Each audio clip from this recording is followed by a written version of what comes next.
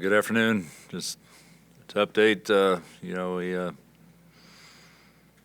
took a day off and we watched Baylor play and it's when you play the Monday night game, you get one extra day of rest. So we lightened the load on Wednesday and went hard yesterday. We'll go hard today, and looking forward to taking on a good Baylor team and.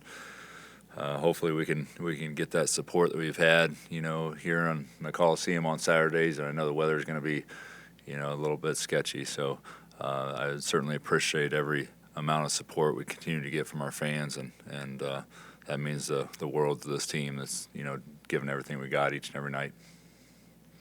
Josh, obviously, when teams struggle, sometimes they could check out a little bit late in the season. But your thought, effort, intensity, focus, they still there for you, practice games that you want? I mean, there's times that the effort and the intensity, starts lagging, but I feel like they respond fairly well, in the majority of the moments. By no means, and that can be for a team that's playing really well this time of year because we are in the dog days of the season in February. So, I was talking on the radio yesterday in terms of, our approach to practice and trying to figure out how we are most efficient with our time and to make sure we get the most out of each and every drill in terms of how it carries over to, the next, scout and the next opponent you got. So certainly there's moments where, you're lacking effort and we get them refocused. So we still have a lot of opportunity ahead of us, and that's the way we look at it. After the TCU game, I think as part of your radio interview, you were saying that there would be some soul searching. What does that constitute at this point of the season, and what, how was that process handled? Yeah, I think more than anything, we all got to look at ourselves in the mirror and figure out what we can do better to, help our program be successful. And that's top to bottom. I told them it starts with me. It starts with our coaching staff. So everybody in the program can find ways to improve and get better each and every day, and that's where we're at. We have to look at it as, today, what can we do today to improve? Can we be the best versions of ourselves today? And then wake up the next morning, the sun's going to come up, and let's figure out how we be the best versions of ourselves the next day and continue to find ways to improve and get better, because this is a long-term game for all of us, top to bottom, on our roster. A lot of these guys, even our seniors, they plan to play, professionally one way or another and make money at the game of basketball. So they have to understand that each and every day is an opportunity and a growth opportunity to get better as a professional as well, because they will, carry this forth in terms of how they, finish the season and how they carry themselves. I mean, they'll be judged from here on out, as we all will. What do you see from Baylor? A very balanced team, very, competitive from top to bottom. They seem to always load up on guards, and they have a guard heavy team, which not to take anything away from their forwards, but they've always had the strength in numbers with their guards, and it's no different this year. And the main thing, you look and you start diving into their roster and their stats. I think they're very balanced scoring. I think the top 6 guys are right there at double-figure scoring. So there's not one guy that you key on. You key on one guy and somebody else, beats you or you struggle with. So you can't do that. You got to look at them as a collective whole, and you got to guard them as a collective whole in terms of that whole mentality of us versus them, and loading up and helping each other, and nobody can feel like, and I continue to say this with our guys, nobody can feel like they're on the island guarding one guy. There's always help behind you, and that's what we got to approach the game. You've gone through, obviously you've gone through a lot of personnel changes. You've tried different defensive looks. Are you comfortable with, when you're going into a game plan, so, okay, this, let's do this, and or does that kind of change depending on the outlook of the opponent? What they. Well, it's different each and every game, certainly you always have to try to prepare to have something in your pocket to change the game. And so, when things start to, if they do start going in the opponent's direction, you got to figure out how to change it. And there's times, we've had a couple opportunities and the games have slipped away because just nothing seemed to work no matter what angle you threw at them. And that's going to happen from time to time. You look at scores in this league and you see, Kansas, that was a perennial, champion basically in this league, and go to Texas Tech and you just get thumped. And so there's going to be nights where you just don't have it, and the home team will make them, get the best of you in a lot of ways. So you just figure out how do you turn the page, and you figure out how do you learn from it and move on and grow. Obviously, some coaches get associated with a type of defense. Boeheim, obviously, Huggins man-to-man, Bob Knight man-to-man.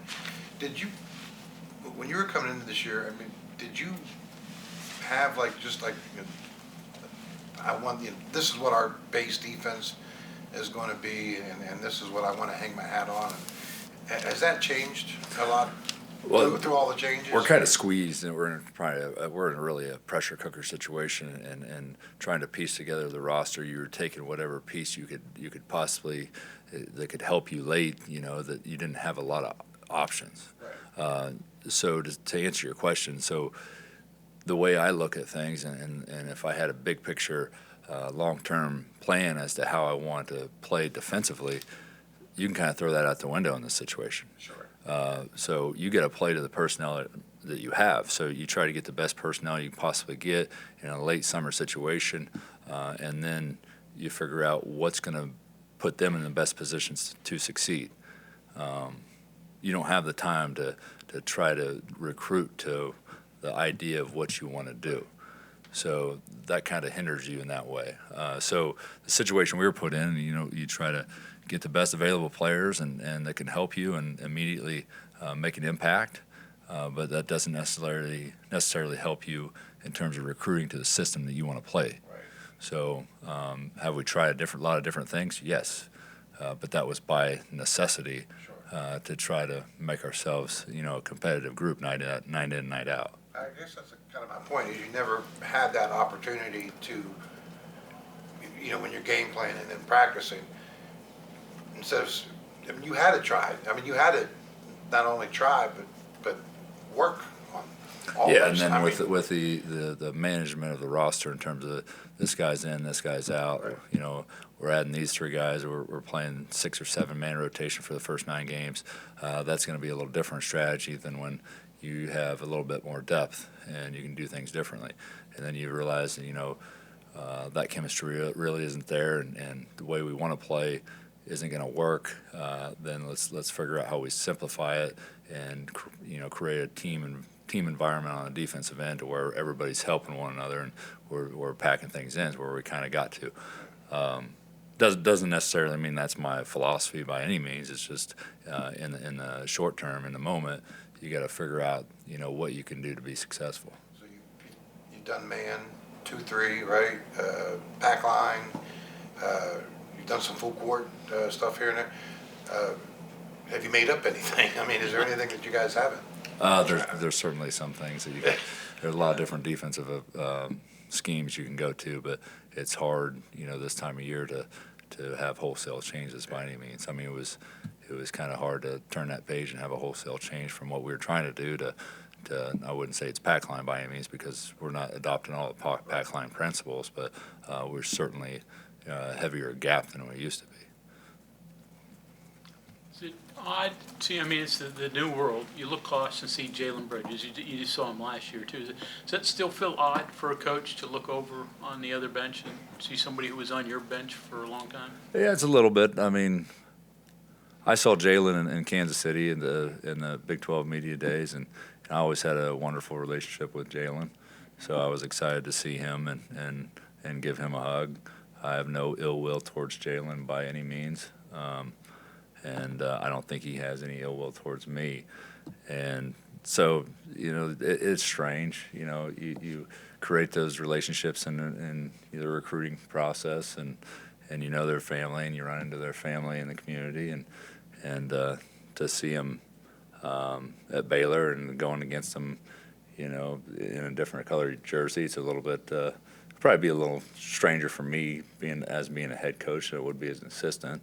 But I have no ill will towards Jaylen whatsoever, and in this business, you want your guys to succeed one way or another, and I care about Jaylen, and I hope he does well, just not against the Mountaineers. How's he doing? When you scout him, what No, he's playing his role for him and playing it at a high level. So, you know, he's the guy that's gonna play his role extremely well and shoot that basketball when he's open. And if I remember right, I think he's double night last time he had a chance to come in here at the Coliseum. So hopefully we can stymie that a little bit this time. Do you think, Josh, that when the portal came in and the NIL came in, they said there was going to, you know, all these bigger, better schools were going to get all the great talent. In other words, we're going to have a super teams again. But has it worked the other way? Has it spread talent more? Yeah, it has. I mean, you know, the teams with the most resources are usually going to, you know, catch up at the end of the day, and I think the teams that had the advantage in the last couple of years were the ones that, you know, adapted well to the changes and adopted the changes, you know. So, you know, they weren't stuck in their ways, and they said, okay, we're going to embrace the NIL, we're going to embrace the immediate transfer, and we're going to run with it. So, but certainly at the end of the day, it's going to be whoever has the most resources. But you're going to find teams out there. They're certainly probably an outlier to where, you know, they found a way to keep and retain the majority of their players, and their chemistry is there, and they might not be the most talented team, but certainly they can beat people because they're just so well connected. And you know, you're going to find that those programs and those teams from time to time that might upset someone, but because the next team down the road, and whether it be a high major that has been winning year in year out, just gets disconnected because, you know, they're kind of looking out for their own. Sounds like what you're saying is that it's almost as important, your in-house recruiting of your own people, as scouring the. Oh You know, yeah, I mean you'd rather that's keep the guy rather. that's bring in a 100% the way you got to look at it, and especially from year to year turnover. I mean, you want to start from the inside out in terms of you're recruiting your own guys and the retention of the guys that helped you get where you're at, and that's probably where teams are going to find that they're going to narrow their focus when the season ends and before the portal opens up, that they're going to, you know, start with their own locker room before they go elsewhere. I'm kind of curious on your opinion on this. I mean, because you were behind the scenes for a few years when the portal became the portal, and then obviously getting the situation that you were this year. Do you think it's possible for a team, you know, say they have like, you know, 10 scholarship open or X number, and they just go out and grab portal guys? Is it possible, and maybe they're highly ranked, or, you know, is it possible for that scenario to really work? It all sounds good on paper, I get that. Yes, it has everything to do with the mentality of those 10 guys. You know, are you getting 10 very competitive guys that love the game of basketball? Are you getting 10 competitive guys that want to do everything for their teammates and will you know, do whatever it takes to win? And but there's programs that you see it, and there's some disconnect, and guys are kind of looking out for their own. And, you know, in the team sport, it doesn't work.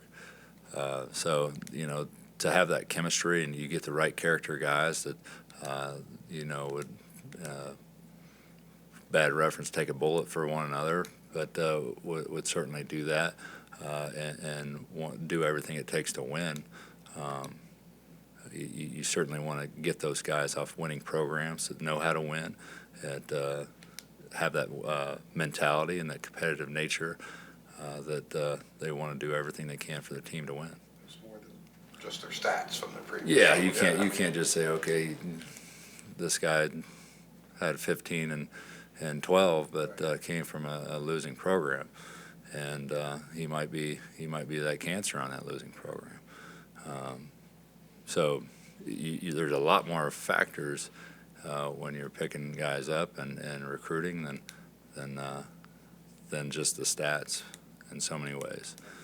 And I think with our situation, I think more than anything, we got great guys and guys that want to win. I just try to put all those pieces together late and try to get them to all mesh. And when everybody else had a 2-3 month head start on you, that became our biggest concern and our biggest issue to try to overcome is the chemistry. We only had part of it for one part for the other. Yeah, so it was like kind of like